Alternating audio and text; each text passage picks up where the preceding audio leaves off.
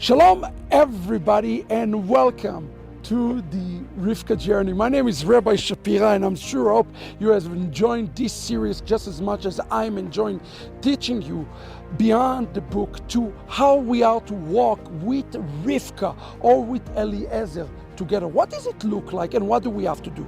In order to understand those questions, we have to understand the end goal. The end goal found in Jeremiah chapter 31, verse 1. God says, look, I have a family and I want to unify this family. And this family is called Israel. And the way God defined Israel is those who are part of the physical branch and those who are grafted in to the Jewish people. So God's ultimate calling for each and every one of us is to be part of the rectification. The question is how we are being rectified. And this is important to understand. There are two different rectifications that absolutely must take place in this journey.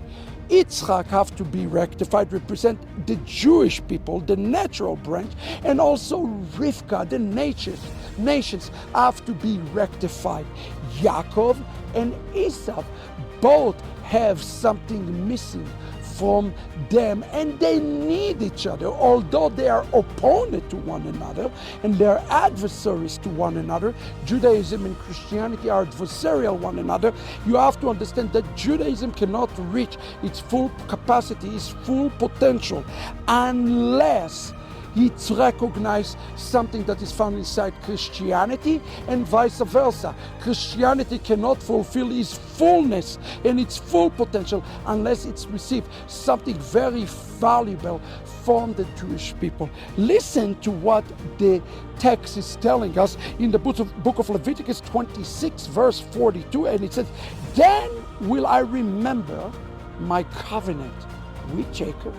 I will remember also my covenant with Isaac, and also my covenant with Abraham, and I will remember the land."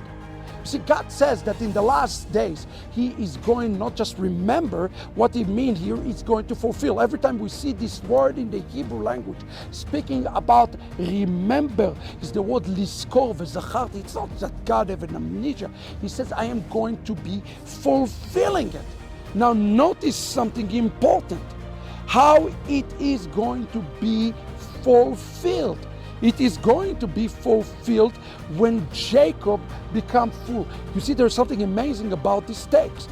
Jacob's name have an extra letter that is added to his name. It's the letter Vav that is added to his name. Yaakov has the letter Vav. And this letter Vav is the letter that associates with Eliyahu or Elijah, the prophet. And the same thing about the nations.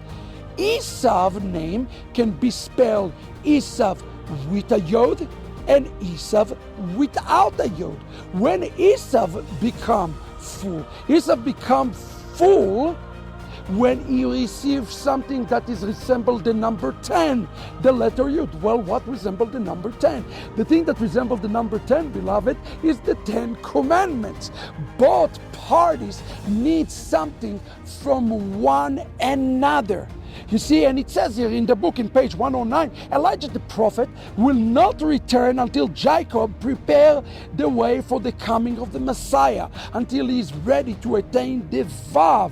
And prepare the way, he means prepare the family by unifying the heavens and the earth and unifying the remnant of Esau with Israel.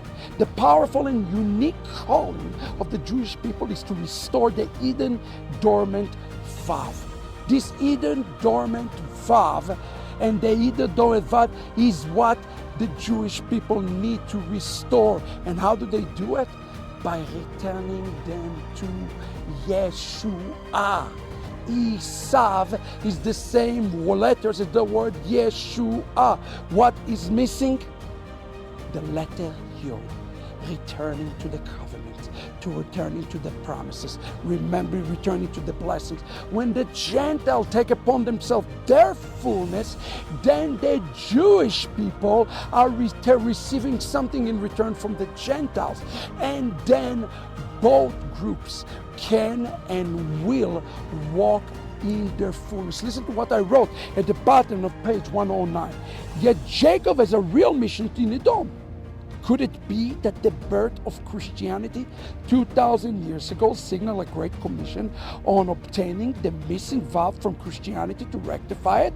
The final stage of redemption and the Messiah coming will occur when Jacob fulfilled his calling to obtain what the prophet Isaiah told us, the treasure out of darkness.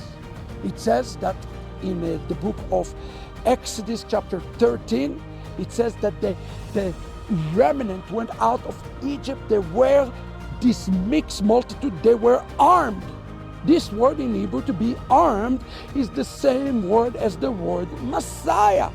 The Gentile restored the Messiah to Israel. Israel restored the Torah to the Gentiles.